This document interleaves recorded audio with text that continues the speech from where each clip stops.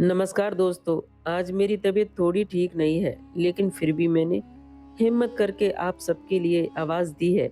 अगर मेरी आवाज़ में आपको थोड़ी-सी थकान महसूस हो, तो माफ़ कर दीजिएगा। कभी-कभी ज़िंदगी हमें ऐसे मोड़ पर ले आती है, जहाँ डर, तन्हाई और खामोशी मिलकर दिल में एक अजीब-सा तूफ़ान पैदा कर देते हैं। यह कहानी भी कुछ ऐसी ही बरसाती रात की है, जब मैं अकेली और एक एहसास ने मेरी पूरी ज़िंदगी बदल दी। मम्मी के गुजरे हुए 2 साल हो चुके थे। घर में सिर्फ मैं और पापा रह गए थे। सुबह स्कूल जाती, शाम को पढ़ाई करती और बाकी वक्त घर की खामोशी में ही गुजरता।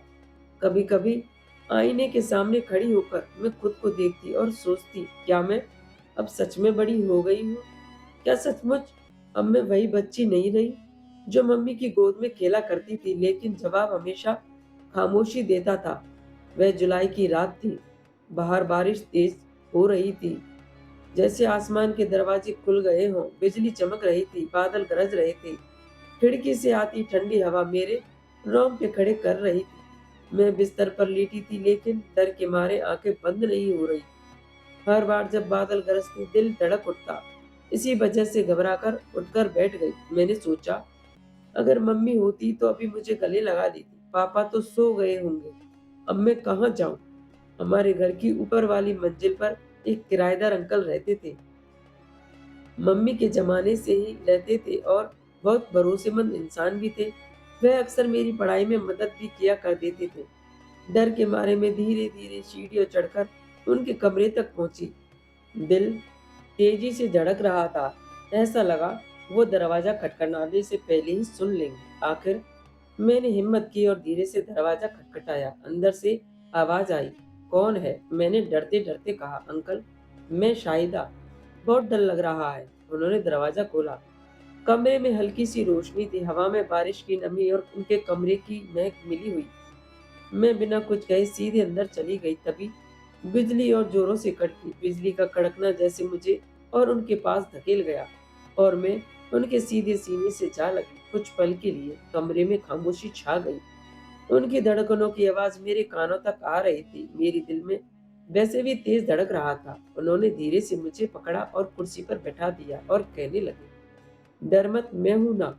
मैंने सिर झुकाकर कहा, "बारिश बहुत तेज है, नींद ही नहीं आ रही थी।" उन्होंने मुस्कुराते हुए कहा, "तुम अब बड़ी हो गई हो शाहिदा, डरना छोड़ दो।" उनके इस लहजे में कुछ ऐसा था जिसने मेरी सांसें और तेज कर दी। मैंने उनकी आंखों में देखा और पहली बार लगा कि उनकी नजरें पहले जैसी नहीं रही। बाहर बारिश का शोर था, कमरे में हल्की पीली रोशनी। हम दोनों आमने सामने बैठे थे। उनकी नजरें कभी मेरी आंखों पर टिकती तो कभी मेरे कपड़ों पर, और मैं नजरें चुराकर छत के नीचे देख लेती। मेरे हाथ कांप रहे थे और उन्होंने धीरे से मेरा हाथ पकड़ लिया। मेरे पूरे शरीर में जैसे करंट दौड़ गया। उन्होंने कहा, "डरो मत, मैं हूं ना तुम्हारे साथ।" उस पर मुझे एहसास हुआ कि किसी का सहारा मिलना कितना जरूरी होता है। मैंने धीरे से उनका हाथ और कसकर पकड़ लिया। मेरे होंठ कांप रहे थे, सांसें तेज थी। वो खामोशी, वो नजदीकी मेरे लिए एक अजीब सा नया अनुभव था, जैसे बचपन की मासूमियत कहीं पीछे छूट गई हो और मैं अचानक एक औरत बन गई हूँ। बिजली फिर से गरजी और मैं डरकर फिर से उनके करीब चली गई। इस बार उन्होंने मुझे अपनी बाहों में भर लिया। मेरे कान उनके सीने से लग गए। उनकी गर्म सांसें मेरे बालों को छू रही थी। मेरी आंखें बंद हो गई। मैंने पहली बार सुकून की सांस ली। उस पल सिर्फ यही सोच रही थी, काश यह रात कभी खत्म ना हो। रात लंबी थी। बरसात का शोर कभी धीमा कभी तेज होता रहा। हम दोनों खामोशी में बैठे रहे, लेकिन उस खामोशी ने हजारों बातें कर दी। सुबह होते होते बारिश थम गई। मैंने आंखें खोली तो खुद को उनकी बाहों में पाया। उन्होंने धीमे से कहा, "अब डर नहीं लगेगा, है ना?" मैंने सिर झुकाकर कहा, "नहीं, अब डर नहीं लगेगा।" उस बरसात की रात ने मेरी जिंदगी बदल दी। डर की जगह सुकून आ गया और तन्हाई की जगह एक अनकहा सहारा। कभी कभी जिंदगी सबसे अनोखे एहसास वही देती है, जहाँ हम सोच भी नहीं पाते। तो दोस्तों, यह थी आज की कहानी। अगर आपको अच्छी लगी हो तो बताइए जरूर। आपकी डिमांड पर हम जल्दी एक और नई और धमाकेदार कहानी लेकर आएंगे।